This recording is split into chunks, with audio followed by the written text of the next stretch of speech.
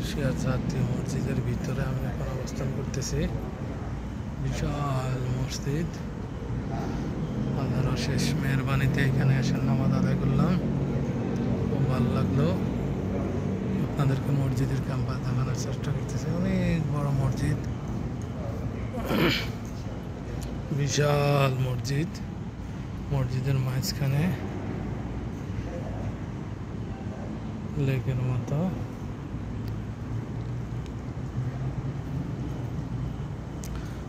এখানে মসজিদের সামনেতে পুরুষরা নামাজ আদায় করে, আর পিছন দিয়ে মহিলারা, কোনো পর্দা নাই।